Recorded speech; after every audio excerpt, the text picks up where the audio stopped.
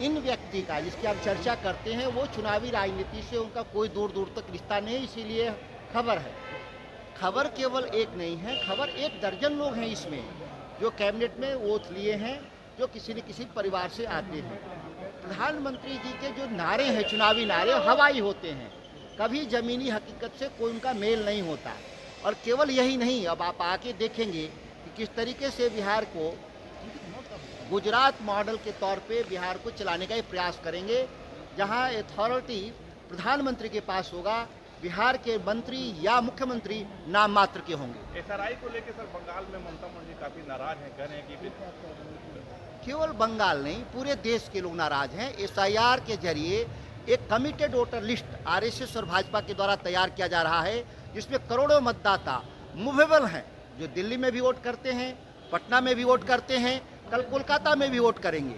यह इस तरीके का वोटर जो लिस्ट है, यह भारत के भीतर चुनाव को मजाक बना देगा और भारत में लोकतंत्र वैसा ही होगा जैसे चीन और रूस में भी चुनाव होते हैं, लेकिन कौन चुनाव कराता है, कौन लोग बनते हैं, ठीक भारत में वही होने वाला है। और इसके खिलाफ हम लोग पार्लियामेंट के सत्र में जाएंगे हम लोग, और निर्वाचन आयोग के खिलाफ हम लोग इसको उनके खिलाफ इम्पीचमेंट मोशन भी लाएंगे। सर, गिरिराज सिंह ने कहा है कि बंगाल को बांग्लादेश नहीं बनने देंगे, एसआईआर होकर रहेगा वो।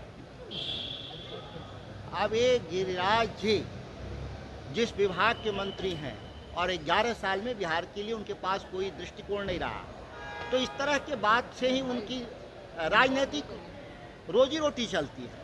दुखद है कि इसके अलावा उनको कुछ आता भी नहीं, और उनके बयान पर मैं कभी प्रतिक्रिया इसलिए नहीं देता कि वो गैर जरूरी बेतुका बयान देते हैं। इतनी बड़ी जीत हुई एनडीए की और आरजेडी कहीं ना कहीं काफी कम सीटों पर नहीं, हम लोगों ने कोई वोट कम नहीं पाए, पिछले बार के मुकाबले ज़्यादा वोट पाए हम लोग।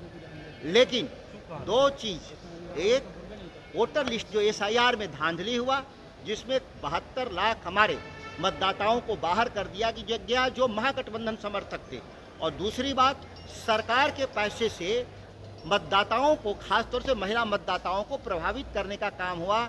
इस तरह से लेवल प्लेइंग फील्ड नहीं होने के चलते चुनाव का परिणाम जो आया है वह इसी तरह का परिणाम आएगा। देश स्तर पे मैं बात कर रहा हूँ, इससे कोई दूसरा रिजल्ट नहीं आएगा। जब सरकारी साधनों से सत्ता पक्ष मतदाताओं को चुनाव के आईन वक्त पे प्रभावित करने का प्रयास करेगा, तो चुनाव आदर्श आचार संहिता का कहाँ गया कानून।